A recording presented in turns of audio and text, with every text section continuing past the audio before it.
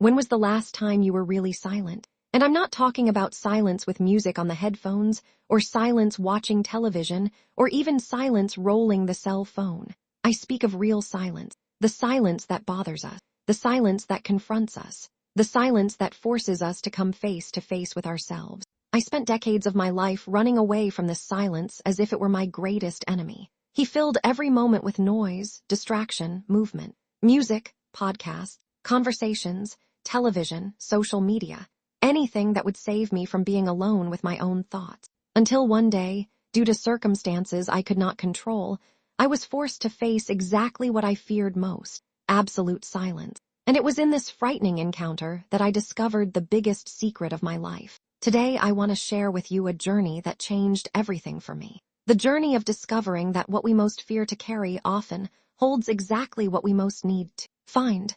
Our modern society has created the illusion that being always connected, always stimulated, always on the move is synonymous with being alive. We develop a zero tolerance for boredom, emptiness, having nothing to do.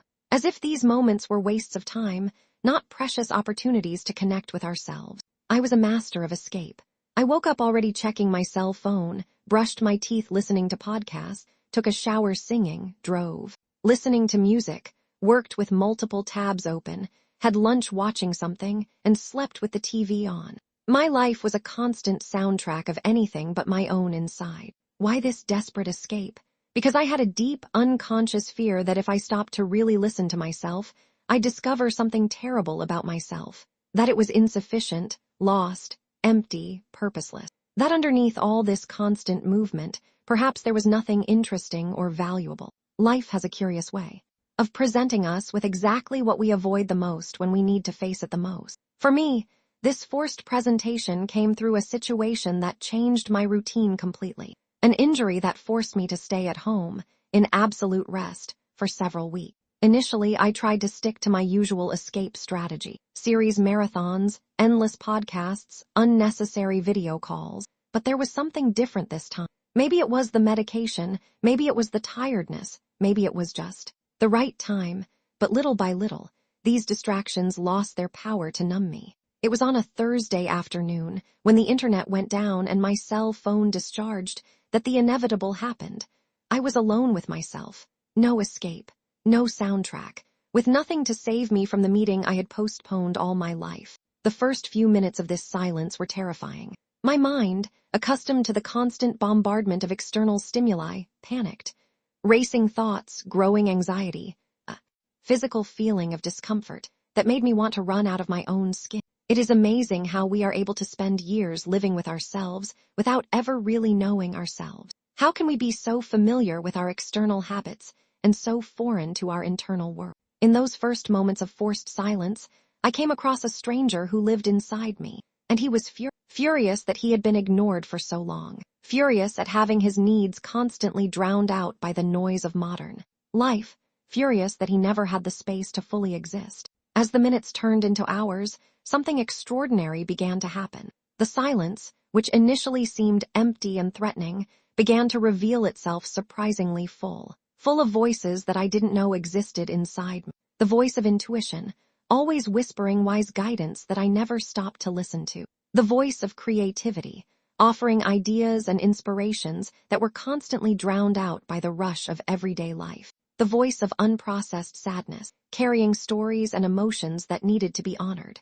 The voice of forgotten dreams, reminding me of passions I had abandoned along the way. I discovered that silence was not the absence of sound. It was the presence of everything that noise constantly masked. It was as if I had spent years living in a house without ever having explored the basement, only to discover that down there were incredible treasures waiting to be found. There is a unique intimacy that we develop with ourselves in silence. It's different from intimacy with other people. It's more raw, more honest, more unfiltered. In silence, we cannot lie to ourselves. We can't perform.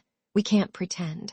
For the first time in decades, I was forced to confront questions I had religiously avoided. What did I really want out of life? What were my deepest fears? What made me genuinely happy, besides the superficial distractions? Who was I when no one was looking, not even myself? These questions were daunting because they required honest answers. And honesty with oneself is one of the bravest acts a human being can perform. At first, I believed that my fears about silence were justified, because there, in absolute stillness, I really encountered some demons, severe self-criticism that I didn't know I carried, deep fears about my suitability in the world, old sorrows that I had buried under layers of constant activism, shames that I thought I had overcome have resurfaced, full force.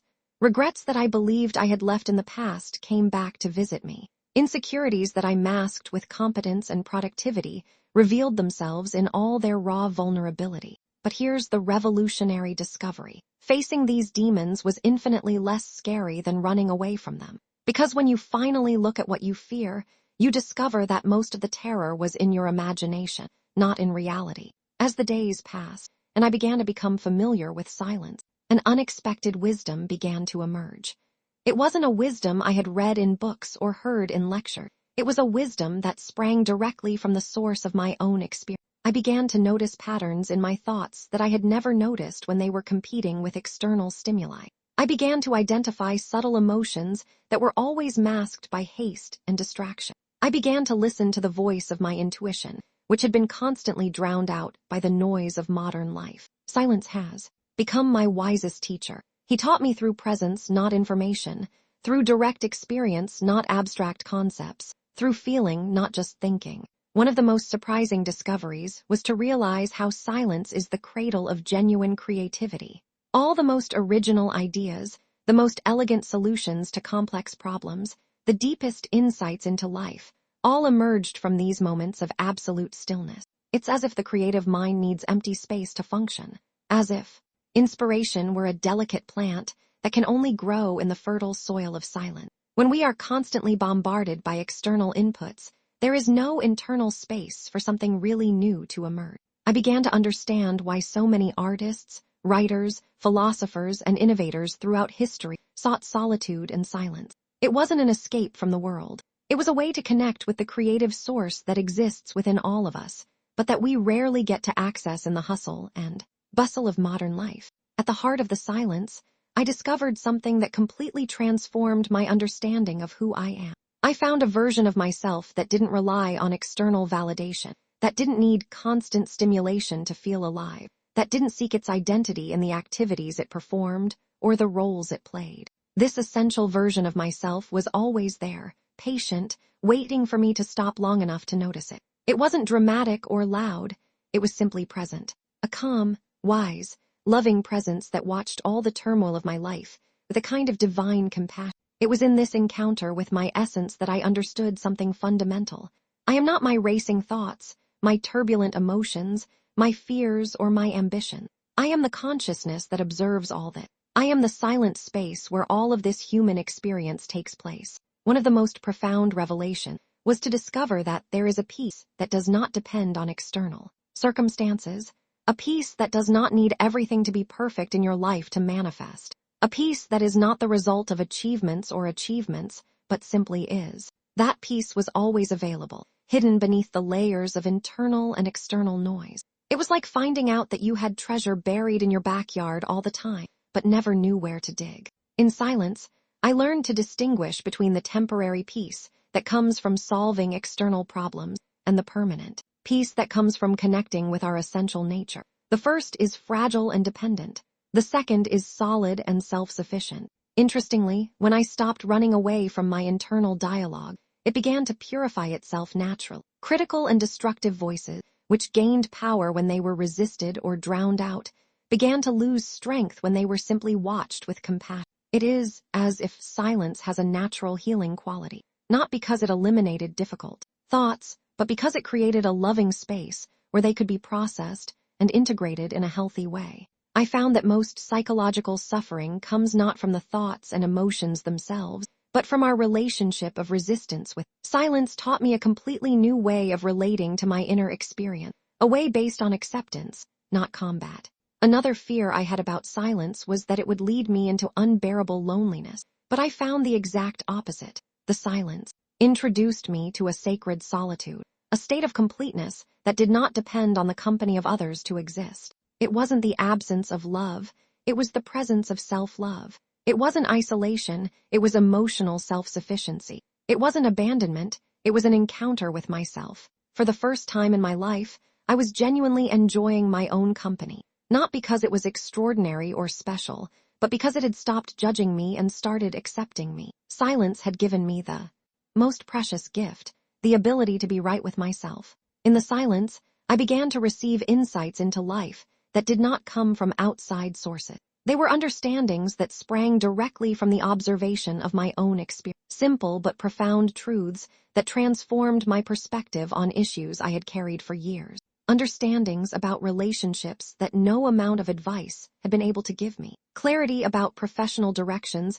that no rational analysis had provided. Reconciliation with aspects of my history that no therapy had been able to resolve. It was as if I had access to an internal library of wisdom that was always available, but that I had never stopped to consult. Silence was the key to this library. Paradoxically, silence made me braver to face the outside world. When you develop a healthy relationship with yourself, when you know your own worth independent of the opinions of others, when you have access to your inner wisdom, you naturally become more authentic and bold in your choices. I began to make decisions based on my intuition, not just rational analysis. I began to express my truth, even when it wasn't popular. I began to follow paths that made sense to me, even when they didn't make sense to others. Silence had given me the greatest gift of all, the freedom to be who I really am. What began as a silence enforced by circumstances has turned into an intentional practice. I started to create regular moments of stillness in my routine, not as a rigid discipline, but as a loving encounter with myself that I had come to value deeply. These moments became my refuge, my source of renewal, my laboratory of self-knowledge. A sacred space where I could reconnect with my essence whenever external life threatened to disconnect me from myself. The transformation that silence has wrought in my life has not been dramatic or sudden. It has been profound and lasting. It changed not only what I did, but who I was. It changed not only my behaviors, but my fundamental way of being in the world. My relationships deepened because I was more present. My work became more creative because I had access to genuine inspiration. My decisions became wiser because I consulted not only the mind, but also the heart and intuition. More importantly, I became my own best friend. The silence had healed the most important relationship in my life, the relationship with myself. The biggest secret I discovered was not in any book, course, or outside advice. It was in the place I most avoided looking, inside myself. And the key to accessing this inner treasure was exactly what I feared most: silence. Today I understand that our constant escape from silence is not just a feature of modern life. It is a way of keeping ourselves strangers to ourselves. It is a way of avoiding the most important encounter of our lives, the encounter with our own essence. Silence is not emptiness. It is wholeness. It's not absence, it's presence. It's not loneliness. It's sacred intimacy with oneself. It's not boredom, it's the source of all genuine creativity. It's not fear, it's the cradle of authentic courage. All the wisdom you seek outside already exists within you. All the peace you seek in outer circumstances is already available within you. All the love you hope to receive from others you can already offer yourself. But to access these treasures, you need to stop. You need to be silent. You need to have the courage to come face to face with yourself, without distractions, without escapes, without masks. I know it's scary. I know that our culture has conditioned us to believe that stopping is unproductive, that silence is a waste of time, that being alone with oneself is a sign of social failure. But I invite you to question these beliefs. I invite you to experience, even if only for a few minutes today, the transformative power of genuine silence. Turn off all distractions, sit comfortably, breathe, and just be. Don't look for extraordinary experiences. Don't expect dramatic revelation. Simply allow yourself to exist in silence, like a curious child exploring new territory. The secret that can transform your life is not in the pages you haven't read yet, in the courses you haven't taken yet, in the people you haven't met yet. He's in the silence you've been avoiding. He's patiently waiting for you to stop looking outside for what's always been inside. He is waiting for you. What about you? When was the last time you were totally silent with yourself? What discovery about yourself have you avoided making? Share in the comments. What's your biggest fear about being silent? Perhaps your honesty inspires someone to also have the courage to find themselves. If this reflection touched something in you, leave your like and subscribe to the channel. Every day we explore paths to more authentic and fulfilling life. See you in the next video. And remember, the treasure you seek is already within you. You just need to be silent to find it.